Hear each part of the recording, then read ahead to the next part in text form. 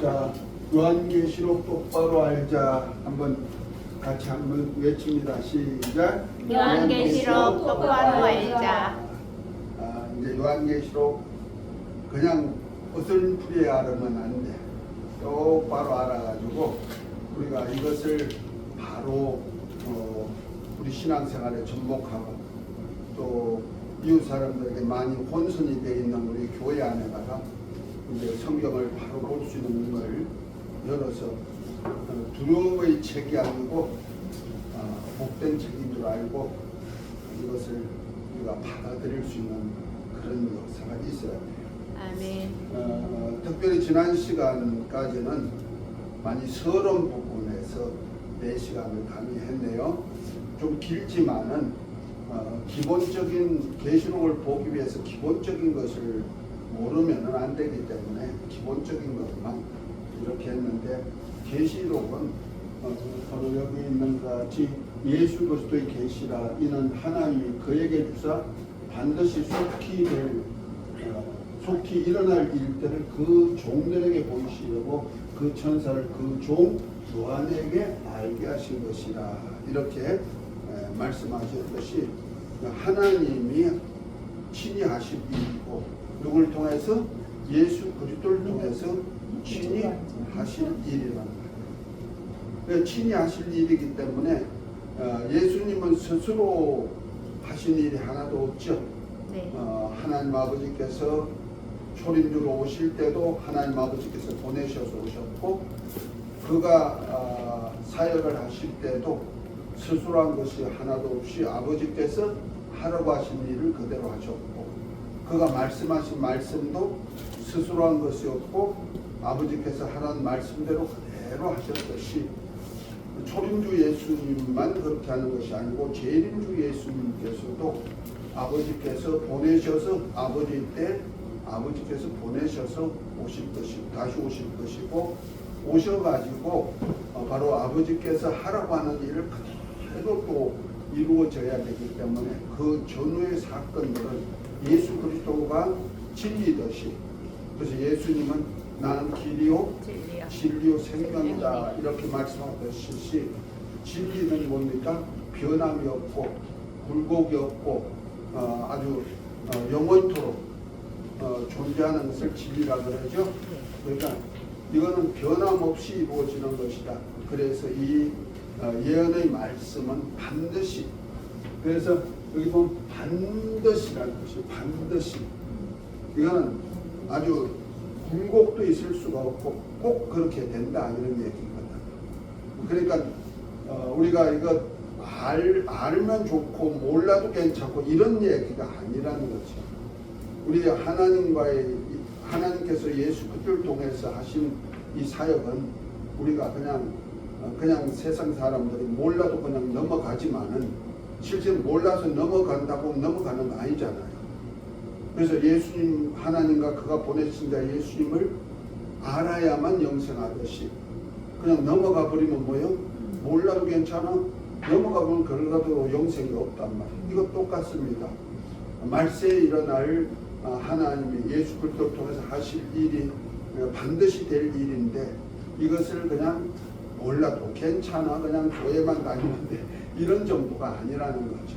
이것은 우리가 마지막 날에 영원한 생명과 함께 받을 복, 구속사와 함께 하나님의 나라에서 받을 보상에 대한 얘기를 하기 때문에 우리 신앙과 절대적인 관계를 가지고 있다는 사실이죠. 우리 신앙에 만약 보상이 없다면은 정말 우리 신앙생활에 참 재미가 좀 없을 것 같아요. 요즘 우리나라가 참 어렵고 환란이 많죠. 이 운동설 안에 정말 백성들이 고생하고 강화문이라든지 또 대통령 사저 있는 데 가가지고 밤새 마시는 분들 보면서 정말 가슴이 아프기도 하고 나 역시 좀 참여치 못한 것에 너무 미안스럽기도 하지만은 저 역시 그것도 기도하면서 또 나는 대로 나는 또 할 일이 있기 때문에 그대로 하긴 하지만은 왜 그렇게 애쓰고 힘써서 기도하는 사람, 그리고 실제로 현장에 나가서 고생하는 사람, 왜 이런 일을 할까요? 앞으로 우리나라가 잘 될 것을 바라보고 대통령을 보호하기 위해서 그렇게 하는 거 아니에요? 아멘. 실제 요번에 반란이 끝나고 나면은 아마 엄청난 부를 창출할 수 있는 그런 기회가 주어지지 않겠는가, 우리나라가. 첫 번째로는 뭐 이런 얘기하면 모르겠습니다만 윤석열 대통령께서 하고자 하는 우리 3.29 대열에 들어가기 위해서 지금 동해바다 고래굴 있는데 거기다가 이제 시추선을 꽂고 있잖아요. 만약 거기서 석유가 펑펑 쏟아 나온다, 그럼 우리나라는 3.29이 되는 거예요. 그래 되면은 3.29 나라들이 정말 백성들이 얼마나 부를 가지고 누리고 살아요? 똑같은 역사가 우리나라에, 안 그래도 우리나라 잘 사는데 거기다가 3.29이 되면 엄청나죠. 또 그런 것만 있는 것이 아니고 우리나라는 또한 조선 업계는 아주 세계적이잖아요. 그렇게 될 뿐 아니라 또 뭐 중국에는 지금 군함을 엄청나게 만들잖아요. 왜? 태평양을 잡아먹어야 되니까 미국을 제치고. 그런데 이제 미국이 트럼프가 대통령이 이제 1월 20일에 취임을 하게 되면은, 이제 트럼프가 대통령이 되면은 세계를 경찰로, 미국이 세계 경찰이거든요. 네. 세계 질서를 지키는 경찰국이에요. 그렇기 때문에 미국에서 하는 것은 전부 다 세계가 다 움직여져야 되는 거예요. 거기에 대통령이 지금 세계를 그 경찰을 장악해버리고 거기에 반항하는 중국이라든지 러시아라든지 이런 데를 없애기 위해서 약하게 하려고 했었는데, 만약 트럼프가 그냥 놔두겠어? 그렇게 되면 우리나라가 아마 조선으로는 우리 세계적인 권위를 가지고 있기 때문에 아마 함대를 만들지 않겠는가. 그거가 솔직한 얘기는 몇십억 조가 되겠죠. 물론 다른 나라도 맡을 나라가 조금 있겠지만 우리나라만큼 잘하는 나라가 없다고 하네요. 그래 되면 우리나라는 자동으로 부가 나오는 거지. 그것도 IT 산업이라든지, 지금 세계적으로 IT 산업이 우리나라가 굉장히 힘들거든요. 그런데 이제 그런 것을 접목해서 하면은 활성화될 수가 있고 우리나라가 조금 더 업그레이드 될 수 있는 그러한 나라가 되지 않겠는가. 그런 차원에서 백성들이 지금 엄동설안에 땅바닥에서 그렇게 힘들게 지키고 대통령을 지키라는 목적이 바로 이유가 있지 않겠는가. 뭔가 그 일 후에는 우리나라가 잘 살고 평안이 오지 않겠는가. 그래서 정말 공산주의 좌익 쪽에서 지금에 있는 우리나라가 이제부터 우익 쪽으로 돌아올 수 있는 나라가 되지 않겠는가 하는 마음의 생각들, 보상이라는 어떤 개념이 있어서 저렇게 애쓰고 힘쓰는 거죠. 그러니까 추위도 견딜 수가 있지. 저와 여러분들 똑같습니다. 신앙생활을 할 때 이 세상 사람들이 하라고 하는 대로 다 살지 아니하고 세상 풍속을 따라 살지 아니하고 하나님 말씀대로 살라는 이유가 뭡니까? 이 땅에서도 하나님의 도우심을 받겠지만은 저 영원한 나라에서 받을 보상이 있기 때문에 그렇죠. 그래서 히브리서 1장 6절에 11장 6절에 보면 그렇게 얘기하죠. 믿음이 없으면 하나님을 기쁘시게 할 수가 없는데 하나님께 나아가는 자는 그가 반드시 살아계시는가, 그를 찾는 자들에게 상 주시는 것임을 알아야 할지라고 말씀합니다. 그러니까 반드시 하나님께 상 받을 그러한 신앙이 있다. 그러니까 요한계시록은 마지막에 내 신앙을 어떻게 잘 정립해 가지고 하늘나라에서 받을 보상을 어떻게 받느냐 하는 것을 비밀로 얘기해서, 그래서 요한계시록은 복에 대한 얘기다 하는 겁니다. 자, 오늘은 요한계시록 전개 지난 시간에 했던 것에 이어서 같이 맞물려서 이제 갈 것입니다. 한번 읽어봅니다. 예수 그리스도의 계시라 이는 하나님의 그에게 주사 반드시 속히 일어날 일들을 그 종들에게 보이시려고 그 천사를 그 종 요한에게 보내어 알게 하신 것이다. 이렇게 말씀합니다. 속히 일어날 일들을 누구에게? 그 종들에게 보이시고 했는데 복수형이죠. 종들이. 그런데 그 천사를 그 종 요한에게 보내줘. 그러면 요한과 같은 종들이라 이런 뜻이 되는 거죠. 그러면 요한은 누굽니까? 요한은 예수 그리스도와 함께 하나님 아들로 거듭난 하나님의 아들이잖아요. 저와 같은 하나님의 아들들을 종으로 표현한 거였다는 거죠. 그러니까 그런 차원에서 한번 보면 되는 겁니다. 그러므로 내 본 것과 지금 있는 것과 장차될 일을 기록하라 해가지고 종들에게 보여주려고 기록한 것이다. 그것이 이제 지난 시간에 했던 겁니다. 성경에 계시록 1장부터 2장, 3장, 4장, 5장 해가지고 22장까지 이렇게 있는데요. 지금 성경의 1장의 내용은 묵시의 시작과 말씀이고 계시의 근원이고 계시의 주체가 누군지를 알려주는 얘기를 하고 있죠.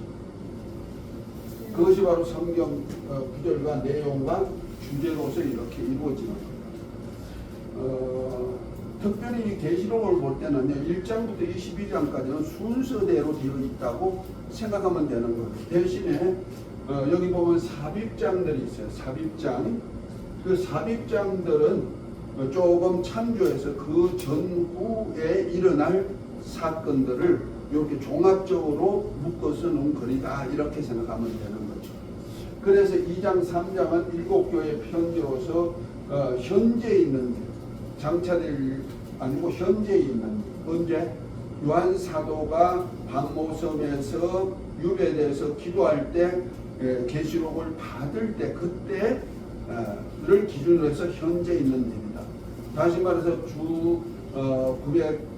AD 95년, 96년 이 경에이니까 소아시아의 7교회들이 예루살렘과 온 유대와 사마리아 땅 끝까지 복음이 전해지는 과정에서 이제 여러 교회에게 한 편지라 이 말이에요. 현재 있는. 그래서 어떻게 이상적인 교회를 만들까, 하나님이 원하는 교회를 만들까 하는 얘기가 2장, 3장에 나와 있고 4장, 5장에는 이제 장차 될 일, 이제 이때부터 시작해서 22장까지는 4장, 5장부터 22장까지는 장차 될 일을 기록한 것인데요. 4장, 5장에는 하늘 보좌와 거기에 있는 책에 대한 얘기고 책이 이제 하나님 아버지 손에 있다가 7인으로 봉한 책이 아들이 손으로 넘어간 일. 그래서 미래 일을 얘기한 것이다. 6장, 7장은 이제 봉인한 것을 하나씩 떼는 예수님 손에 옮겨져서 7인으로 봉인된 책이 하나씩 떼어질 때마다 나타난 재앙이다. 재앙에 대한 얘기죠. 특별히 7장은 삽입장으로서 이렇게 되어 있다 하는 겁니다. 그 다음에 8장부터 11장은 7 나팔 재앙에 대한 얘기를 하는데요. 10장부터 11장 13절까지가 삽입장으로 되어 있다 하는 거고 12장부터 13장은 심판 예고와 주님이 다시 오실 것에 대한 얘기고 그 전후로서 일어나는 사건인데 전체가 삽입장이다. 그러니까 이때 주님이 오셔가지고 일어날 사건들을 그때 일어날 사건들 전체를 묶어서 한 것이다. 그리고 14장부터 19장은 7 대적 재앙을 내리는 때인데요. 이때는 주님이 오셔가지고 그 전까지는 주님 재림하시기 전이라면은 11장에 보면은 7째 나팔 때 주님이 이제 가슴을 본 그대로 오셔가지고 감람산에 14만 4천과 함께 감람산에 오신 것부터 시작해가지고 후 3년 반이 이루어지는 거예요. 그 후 3년 반 때 일어나는 재앙이 7 대접을 쏟는 재앙들이 일어나는 겁니다. 그 재앙에서 이제 알곡과 죽정이가 추수되는 역사들이 있죠. 그때 이제 교회 반란도 이루어지는 겁니다.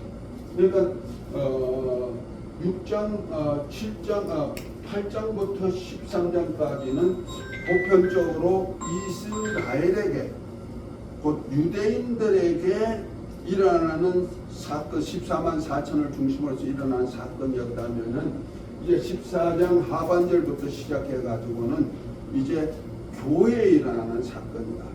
나라와 족속과 방언으로 이제 예수의 증거와 하나님의 말씀을 인하여서 사는 그리스도인들에게 임하는, 그리고 이 세상에 적그리스도가 두 짐승 나타나 가지고 하는 그 시대 사건이 14장부터 19장까지 일어나는 사건들이 있는 것. 그 3년 반에 일어나는 사건이죠. 그런데 특별히 17장 14장에도 약간 삽입장이 좀 들어있긴 하지만 그래도 순서대로 넘어가는 장이기 때문에 특별히 17장 18장은 삽입장이 되는 거예요. 그래서 거기에는 이제 바벨론이 누군지, 엄내가 누군지, 그 다음에 바벨론의 그 적그리스도가 어디서 나타나는지, 이런 비밀들, 그리고 그와 함께하는 사람들이 멸망에 대한 얘기를 다 하고 있고요.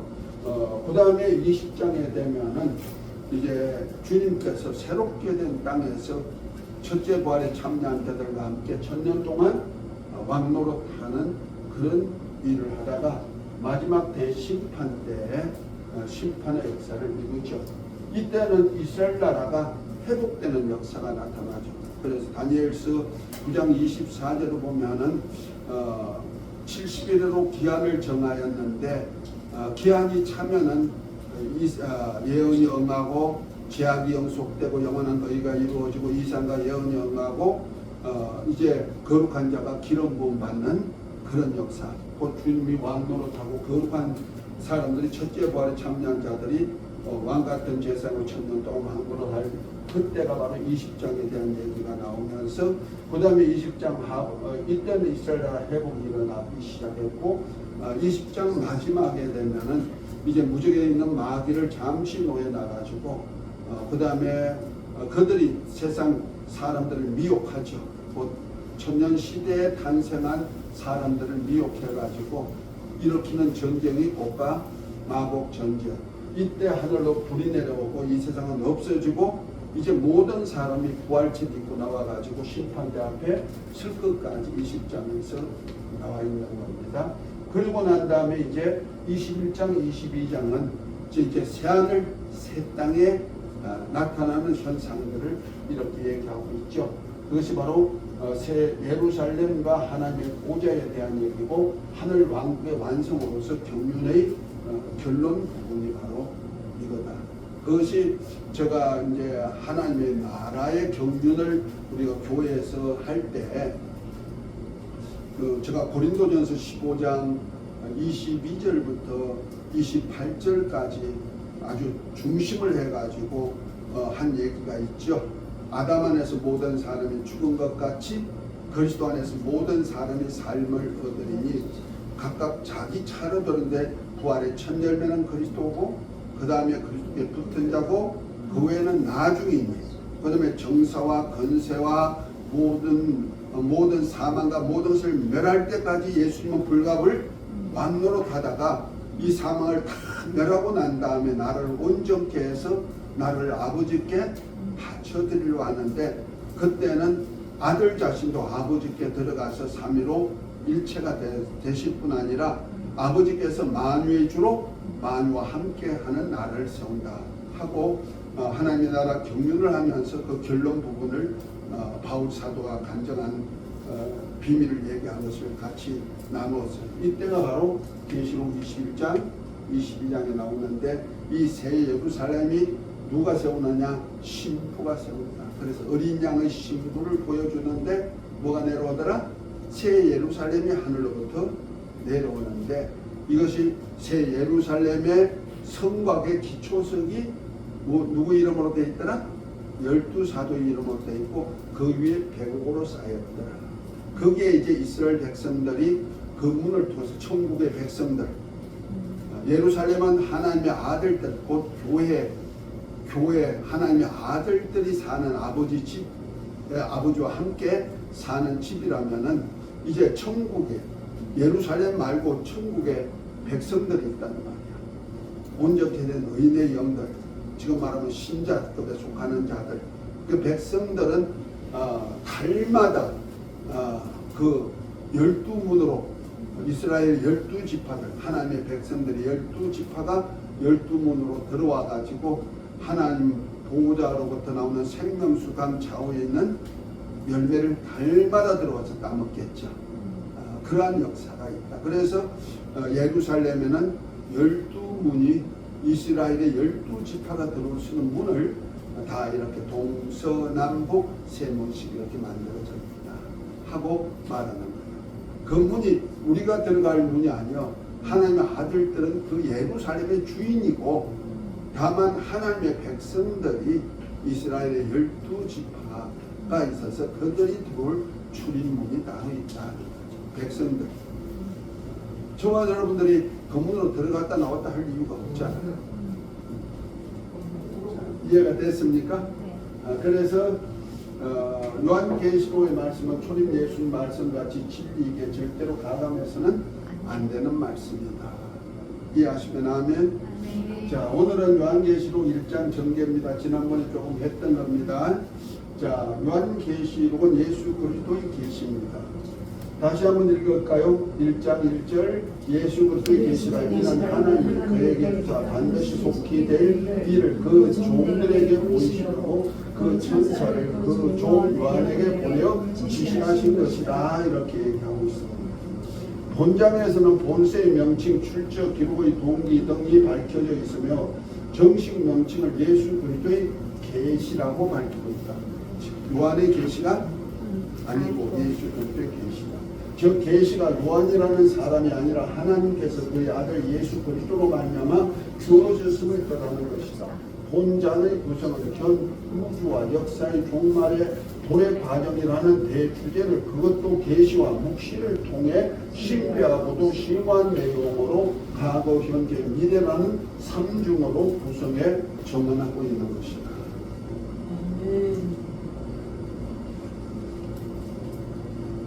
자, 서론입니다. 책은 39페이지. 책을 많이 참조하시기 바랍니다. 서론, 인간을 향하신 하나님의 계시입니다. 제일 밑에죠? 서론 39페이지 제일 밑에. 거기 요약한 것입니다. 요한계시록은 하나님의 뜻을 이루실 하나님의 나라 경륜과 부족과 섭리에서의 결론 부분의 역사입니다. 그러니까 역사서예요. 계시지만 역사서에 속하는 거예요. 속히 될 사건을 계시의 방법으로 기록하는 것이다. 저 계시록은 예수 그리스도의 계시고 하나님의 계시로서 반드시 속히 될 일을 요한 사도가 받아서 기록한 것이다. 이 하나님의 계시를 천사를 통해 받게 되었고, 계시를 받은 요한 사도는 계시의 증거자가 되었고, 교회의 사자들에게 이 계시의 말씀을 편지 형식으로 전했고, 이를 성령께서 주님이 피로 산 교회를 목양하는 사자들에게 말씀으로 알리시고, 이를 지킴으로 복됨을 증가한 복된 서신입니다. 그래서 계시록 한번 1장 3절을 한번 읽어봅니다. 책을 갖다가 계시록 1장 3절.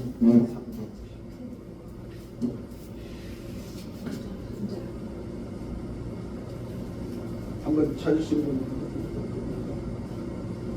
이 예언의 말씀을 읽는 자와 듣는 자와 그 가운데 기록한 것을 지키는 자는 복이 있나니 때가 가까움이라. 아멘.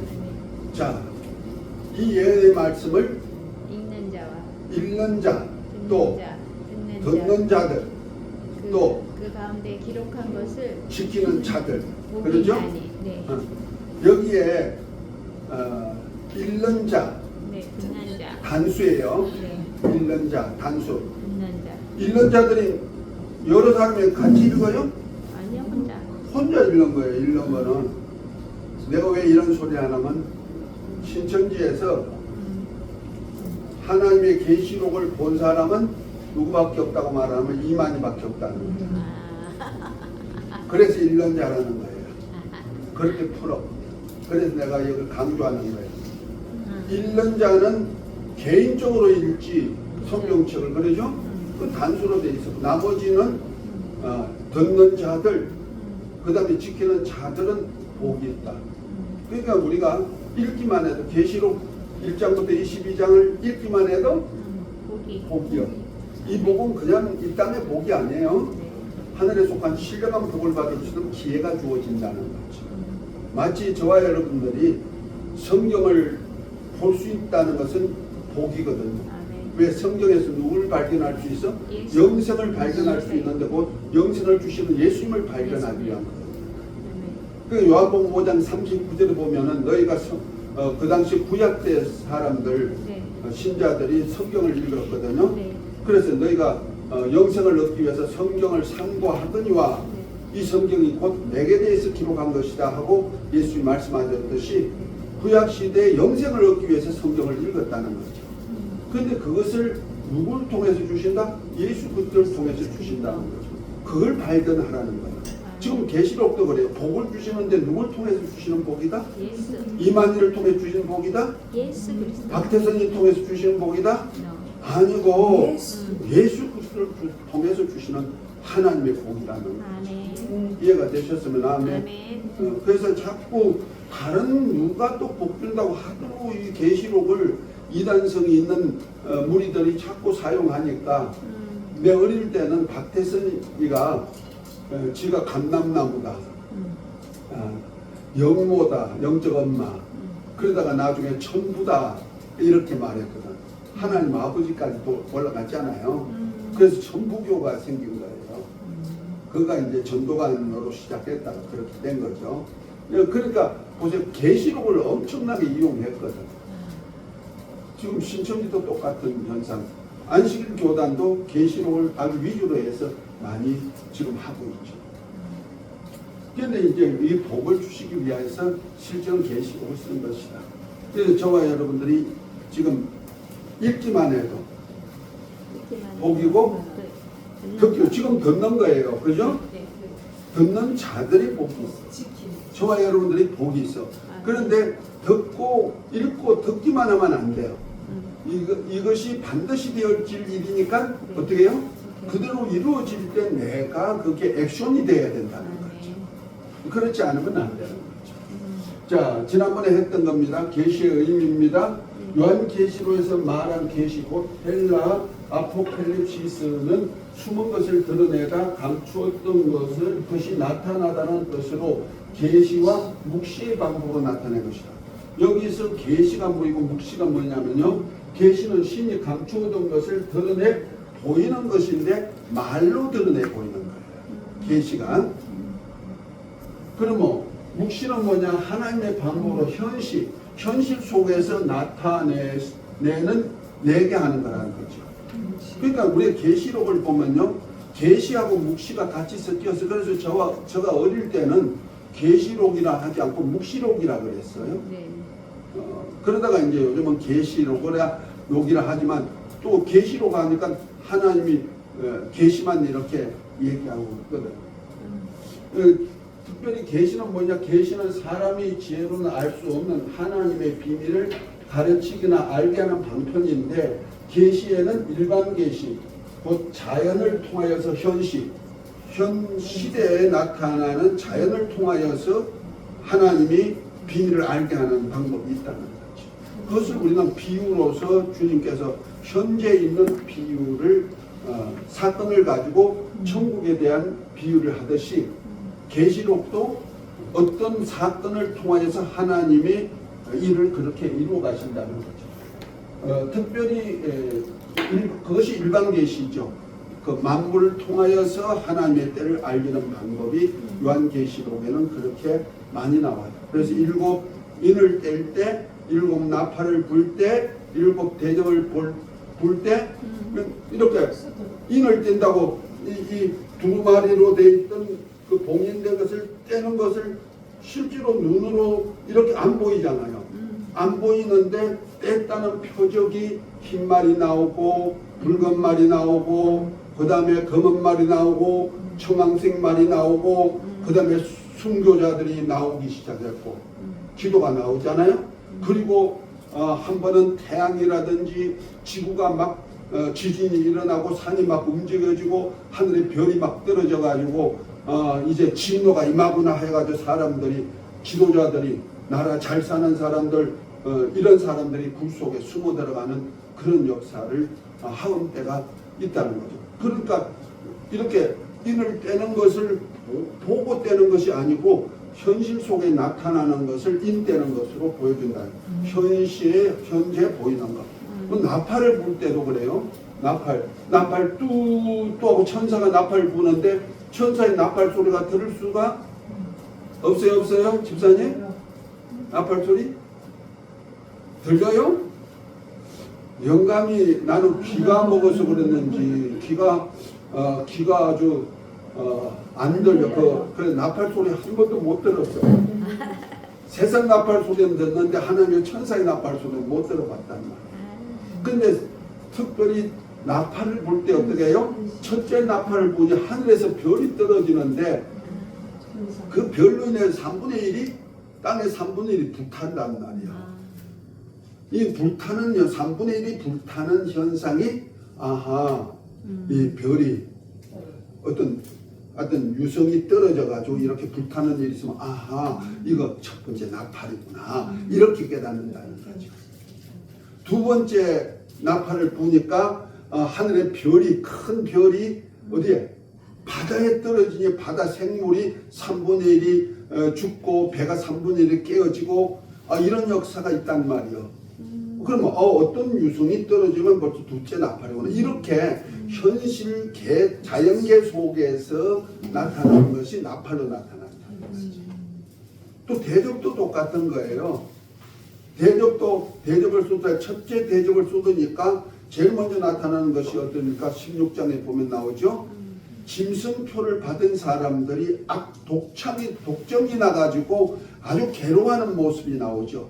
그 짐승표가 뭔지는 모르지만 어쨌든 짐승표를 오른손이나 이마에 받은 사람들에게는 일곱 대접을 쳤는 첫 번째 대접에서 그들이 막 독종이 나가지고 괴로워하는 모습들이 나타난다면 이것이 바로 일곱 대접의 첫 번째 현상이구나. 뭐를 통해서? 일반 계시, 그 자연 계시를 통해서 현시에 나타난다는 거죠. 이해가 되죠? 그 계시 방법 이것을 묵시죠. 그러니까 하나님이 보여주시는 거죠. 그것을 그렇게 성경에는 보여주고 있는 거죠. 이해가 됐습니까? 이런 것들을 좀 볼 수가 있어야 계시록이 같이 풀려나간다는 거죠. 그러니까 보세요. 나팔 소리가 안 들리면 이거 지금은 아니요 이렇게 할 수는 없다는 거죠. 현실 속에서 나팔 부는 장면이 나옵니다. 그러니까 우리가 성경을 알아야 될 것이 모든 세계가 하나님의 말씀으로 지어졌거든요. 그렇죠? 이 모든 세계가 하나님의 말씀을 얘기하고 있다는 거예요. 현실을 하고 있다는 거예요. 그래서 우리가 환경 속에서도 하나님의 음성을 듣죠. 제가 많이 실수했던 것이 있다면은 그 목회 중반까지 하나님의 음성을 좀 들으려고 많이 애를 썼어요. 그래서 기도도 엄청 하면서 하나님의 음성을 탁 하고 묵상도 하면서 어떤 날 소리도 질러보면서 막 이렇게 하면서 음성을 들으려고 애썼고 그러다가 40일 금식, 21일 금식도 해보고 했는데 하나도 보여주지 않고 들려주지도 않더라고요. 그래서 내가 많이 실망했어. 그런데 나중에 보니까 하나님이 항상 나에게 말씀하시는 거예요. 뭘 통해서? 환경을 통하여서 내 주위에서 사람을 통해서 내게 말씀하신 말씀이 계속 들린다는 거예요. 그러니까 자연 계시를 볼 수가 있다. 현시에서 계시하는 것. 이것을 묵시라고 표현한다는 것이죠. 이해가 됐습니까? 네. 특별히 특별 계시는 예수님 하나님의 말씀이 계시고, 그래서 성경에 기록된 말씀이 계시예요. 특별 계시. 그래서 예수님이 말세에 대한 얘기, 마태복음 24장이라든지 천국의 비유라든지, 그 다음에 누가복음 21장에 나오는 말씀이라, 이런 것들은 전부 다 계시에 속하는 거죠. 주님 오실 때. 그리고 계시록에서 나오는 그것은 이제 묵시에 속하는 것이고, 그 다음에 예수님이 친히 계시의 주체자가 되어가지고 신이 나타내 초림주 예수님도 선자의 예언을 응하셨듯이, 바로 재림주 예수님도 요한 사도에게 보여준 것을 응하로 이 땅에 친히 오셔서 보여주시죠. 계시자가 친히 하시죠. 그래서 일반 계시하고 특별 계시가 계시록에는 다 기록되어 있다. 그러니까 계시록을 볼 때 그런 눈이 열려져요. 이해가 됐죠? 안 그러면은 자꾸 나팔 때가 됐나, 몇째 나팔이냐, 나팔 소리를 그냥 또 부는 나팔 소리만 찾다 보니까 발견을 못할 때가 아닙니다. 지난 시간에 했던 거라 넘어갑니다. 자, 41페이지로 넘어갑니다. 41페이지 두 번째 보면 이렇게 얘기하죠. 계시록의 최종 수신자는 종들과 형제들입니다. 여기 보면 이렇게 얘기합니다. 계시록은 종들과 형제들에게 보여주시려는 비밀한 말씀입니다. 이 종들의 정체를 이렇게 소개하고 있습니다 하면서 종들에 대한 얘기가 나와요. 여기는 이제 몇 가지로 안 했습니다만 제가 찾아보니까 여러 가지로 나와 있어요. 종들하고 형제들 같이 이렇게 용어가 쓰여져 있어요. 그러면 종은 누구냐, 형제는 누구냐, 이제 책을 읽다 보면 알겠습니다만은, 그 종은요, 요한 사도는 종이 되면서 또한 형제예요. 예수 그리스도와 같은 형제예요. 우리와 같은 형제란 말이에요. 그 형제가 누구냐면은 히브리서 2장에 보면은 예수님께서 우리 죄를 인자로 오셔가지고 우리 죄를 대속하시고 많은 아들들을 얻고 영광의 나라에 들어가셨는데, 고난을 받으시고 영광의 나라에 들어가셨는데, 거룩하게 하신 예수님과 거룩하게 함을 입은 우리가 하나에서 난지라 형제라 하기를 부끄러워하니 하신다, 이렇게 표현하고 있죠. 다시 말해서 예수님을, 아들의 영을 우리가, 예수를 믿으면 아들의 영을 우리가 받아서 우리가 하나님의 아들들로 거듭난다는 거죠. 이것이 바로 예수 그리스도와 함께한 형제라고 말하고, 요한과 같은 형제라고 표현하는 거예요. 이해가 됐죠? 그래서 영접하는 자 곧 예수 이름을 믿는 자는 하나님의 자녀가 되는 권세를 주셨으니 하듯이, 이 하나님의 자녀로서 예수님이 하나님의 아들이든 우리도 하나님의 아들로서 예수 그리스도와 함께한 형제라는 것이죠. 자, 그 형제가 있고 또 종들이 있어요. 종들은 두 가지 종이 있어요. 요한 사도와 같은 종이 있고, 그 다음에 이스라엘에게 인침받는 종들이 있어요. 그 천사로 말미암아 예수 이름으로 인침받는 14만 4천과 같은 종들이 있다는 거죠. 그런 차원에서 이스라엘에게 복음을 전할 수 있는 종들이 있고, 예수 그리스도 요한 사도와 같이 우리와 같은 형제로서 곧 하나님의 아들로 거듭난 하나님의 아들로서 종들이 있는데, 이것이 뭐냐면 일곱 교회의 사자들이다. 그 종들에게 보여주시는 편지로서 보여주는 것이 그 일곱 교회의 사자. 이 사자를 갖다가 엔겔로스 하니까 자꾸 천사로 사람들이 푸는데요, 성령이 천사에게 말씀하지 않습니다. 그런데 성령이 교회들에게 말씀드린 교회가 누구냐면 예수 그리스도를 믿음으로 하나님의 아들들이 된 무리들이죠. 주는 그리스도시요 살아계신 하나님의 아들입니다 고백한 무리들이 모이는 것이 바로 교회다. 이 교회에다가 그 성령 받은 사람들에게 성령으로 말씀을 주시는 것이지, 종들에게는요, 곧 이스라엘 백성과 같은 종들에게는 거듭나지 못했기 때문에 성령이 임재하진 않습니다. 다만 감동은 하시지만은 보혜사로 임재하진 않는다는 거예요. 그러나 교회는 우리 주님 보혜사 성령이 임재에서 그 사자들을 통해서 치죠. 곧 목회자를 통해서 교회를 친다는 말. 자, 사도행전 20장 28절인가요? 보면 이런 얘기합니다. 바울이요. 사도행전 20장 28절을 볼까요?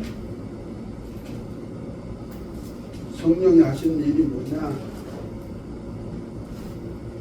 여기 보면 저희 최근에 이런 이야기, 너희는 자기를 위하여 또는 온 양떼를 위하여 삼가라.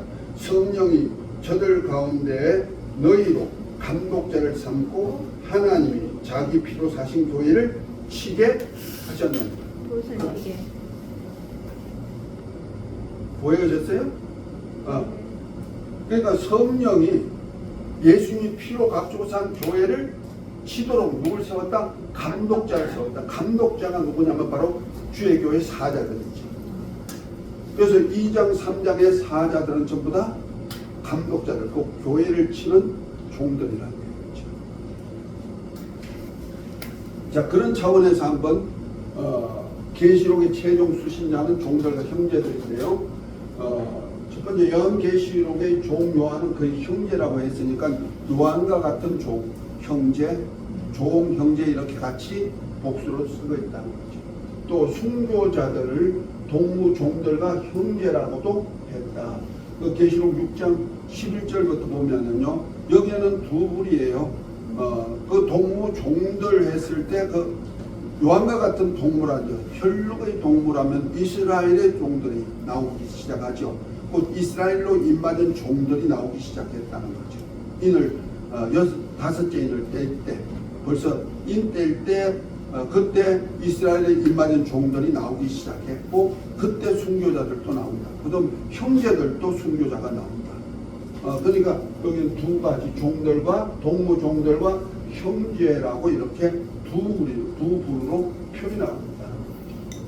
그 다음에 입맞은 종들과 성도의 수가 계시록 7장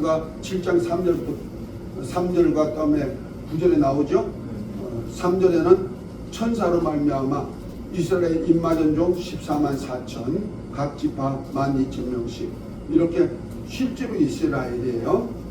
혈육의 이스라엘 백성에게 지도자를 세운다는 거죠. 이건 천사로 말미암아 인처럼. 그런데 9절부터 보면은 나라와 족속과 방언으로 형없이 많은 무리들, 하나님이 장막을 치신다고, 장막을 쳐가지고 그들 보호하고 모든 눈물을 씻어주는 계시록 21장의 새 예루살렘에 들어갈 하나님의 아들들에 대한 얘기를 이긴 자 그들에게 말하는 것인데, 이것이 성도라고 말하는 거죠. 종들과 성도로 표현하고 있다는 거죠. 그래서 계시록을 볼 때 두 가지 주제를 또 볼 수 있어야 돼요. 그러니까 이스라엘 나라라는 곧 하나님의 백성을 만들고자 하는 그러한 하나님의 구속사의 계획과 그 다음에 하나님의 아들들로서의 구속사의 계획이 이렇게 두 개가 합쳐가지고 있어가지고, 여기서 해석이 그 구속사에서 해석이 잘못돼 버리면 이것은 해석이 잘 안 나온다는 거죠. 그래서 종말의 마지막 때의 구속은 반드시 이스라엘을 하나님이 회복시킨다는 거예요. 회복시켜서 아브라함에게 언약했던 하늘의 별처럼 바닷가 모래처럼 창대케 하는 역사와 함께, 그 다음에 지난번에 다 봤죠.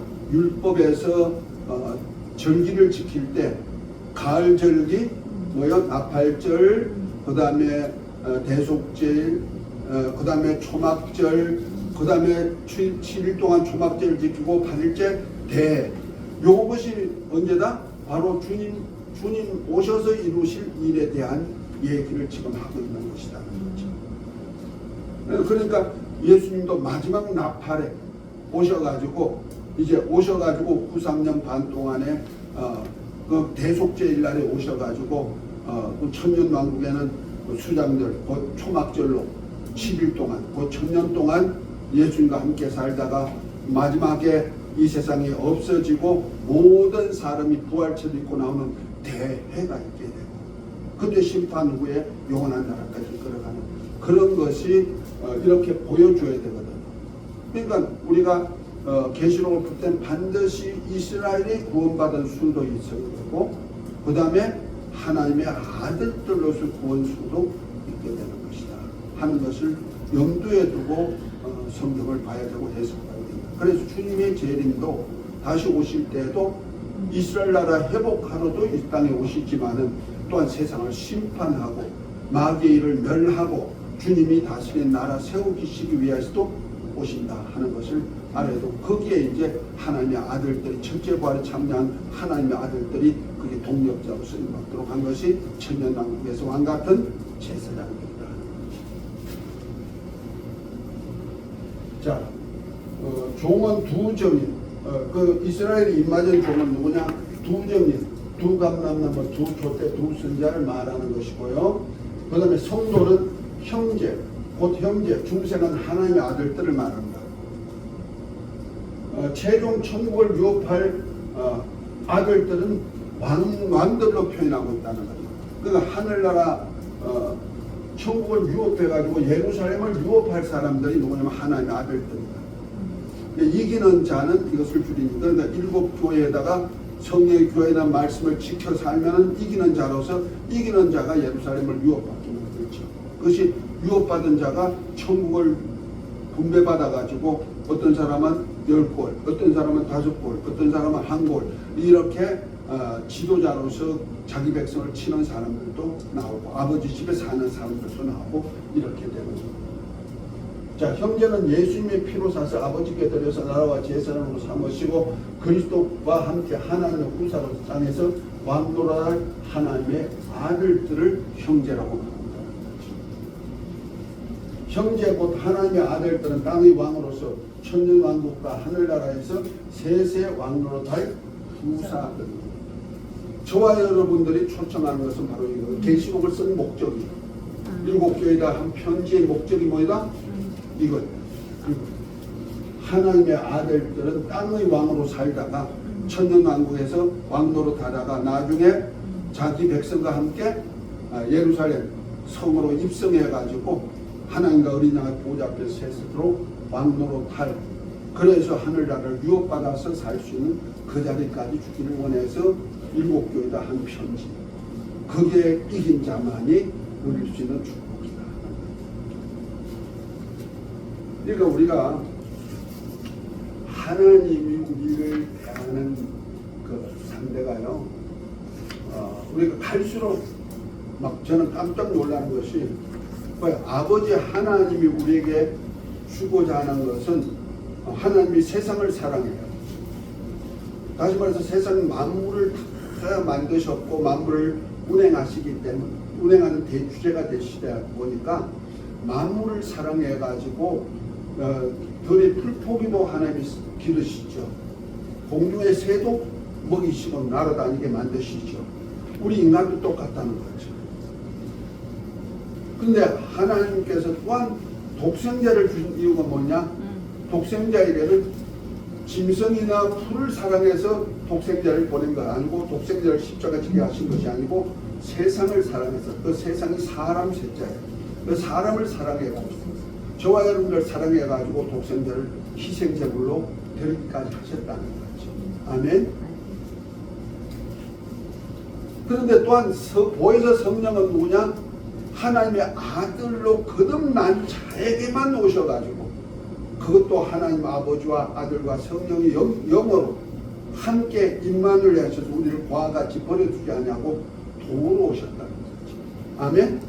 그러니까 하나님의 사랑이, 아버지의 사랑과 성자를 통한 사랑과 보혜사 성령이 우리를 사랑한 사랑이 점점 갈수록 하나님의 사랑이 엑기스로 점점 이렇게 나오는 거죠. 세상 사랑하던 분이 사람 사랑하시고 사랑하신 독생자까지 주신 그분이 또한 보혜사를 주셔가지고 하나님의 아들들만 사랑하시고 또 하나님의 아들들만 사랑하신 그들에게 계시록의 비밀을 알게 해가지고 성령이 교회에 가신 말씀을 종들에게 듣게 만들어가지고 그 종들로 이 비밀을 알아가지고 지키는 자에게 뭘 주려고? 하나님이 가시는 나라를 주고자 하는, 이런 복을 주고자 한 것이 뭐다? 계시록이다. 그러니까 우리가 초림주 예수님으로 통해서 나타났던 사역이라든지 은혜 시대 저와 여러분들이 지금 받는 은혜로 받는 이 풍성한 선물도 크지만은 이렇게 큰 하나님의 아들로서 이 성령을 받게 한 목적이 뭐냐? 이제 주님께서 다시 오셔서 이 땅에 세우실 나라에서 어떻게 말세까지 내 신앙을 지킴으로 인해 가지고 하늘나라를 유업받을 수 있는가를 알려주는 비밀이 여기 있다. 그러니까 계시록을 읽어야 돼요, 읽어야 돼요. 읽어야 돼요. 어떻게 읽을까요? 똑바로. 복된 소식으로 복된 소식. 유한계를 기쁜 소식이잖아요. 그것도 복된, 그러면 보기만 해도 복이고 듣기만 해도 복이고 이거 지키면 뭐 복은 따는 당상이고 그래서 지키는 자에게 하나님은 상으로 보상을 다 주도록 되어 있죠. 아멘? 아멘.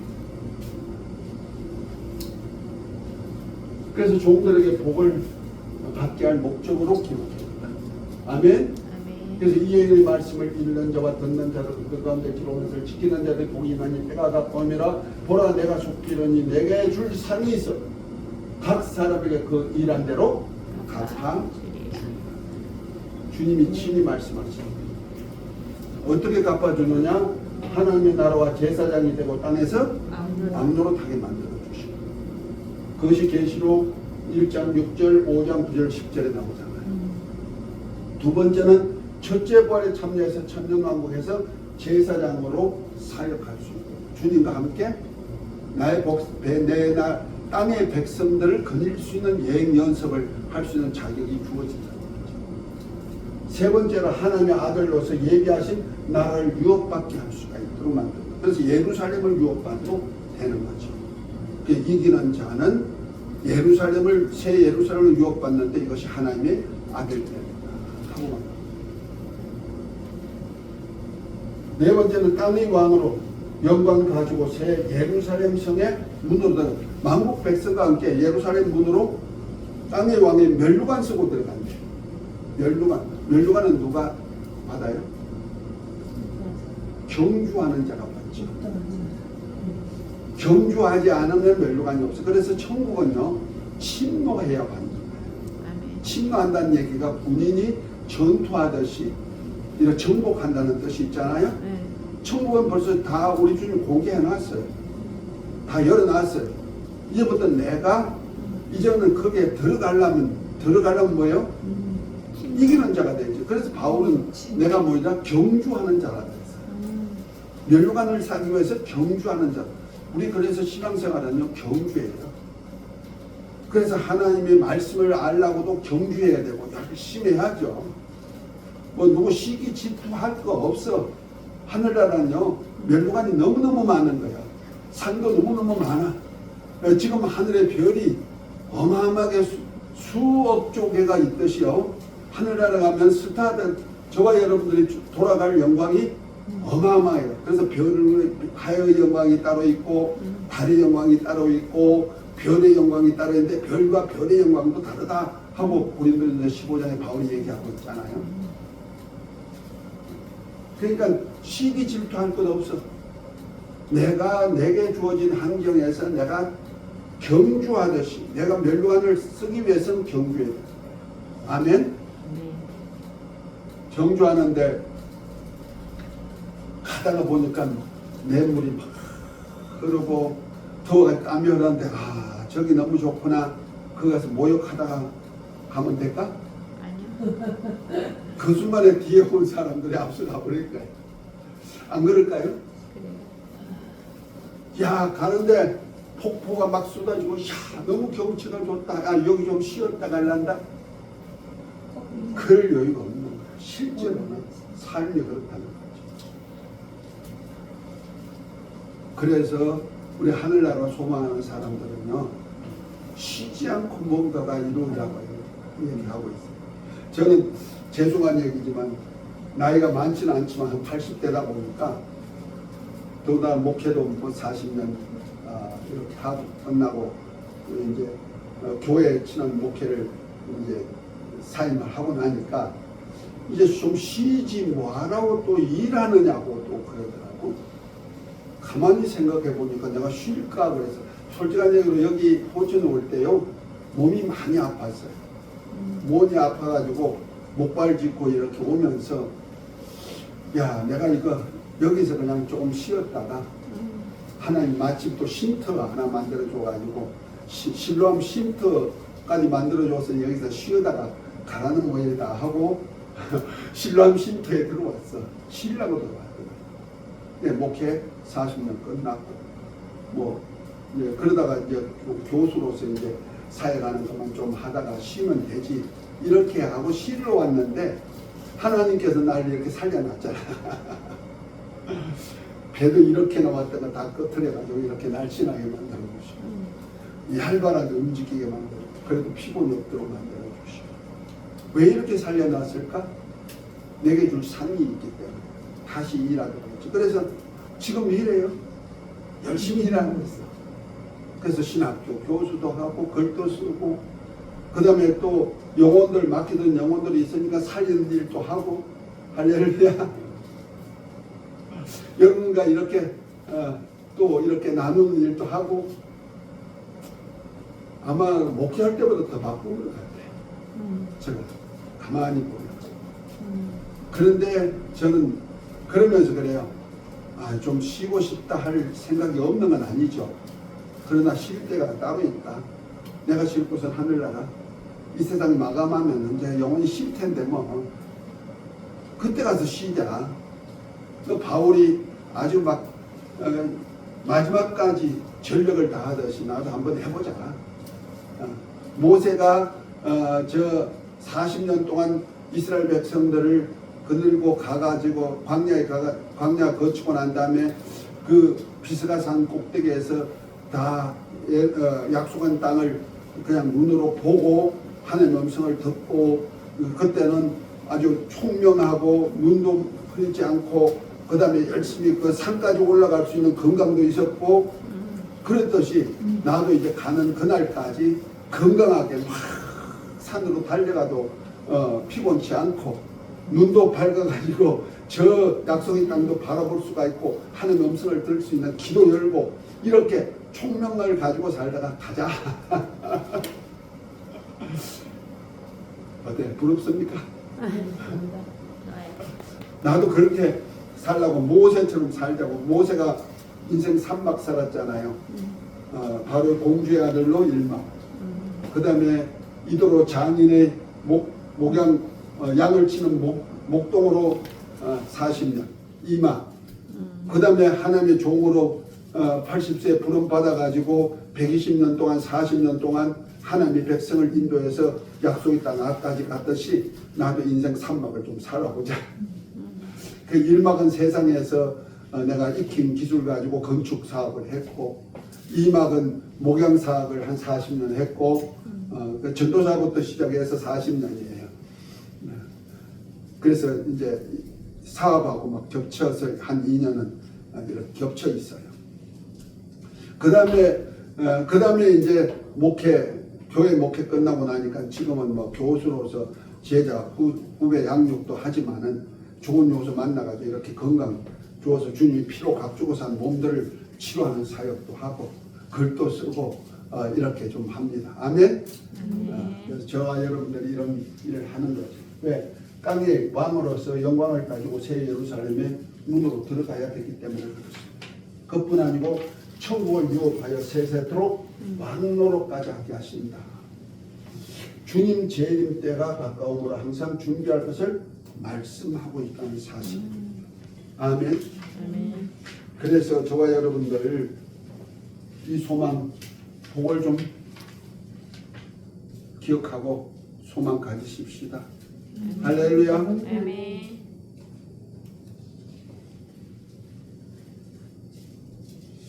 자, 잠깐 쉬었다가 그래서 피로 좀 끄요.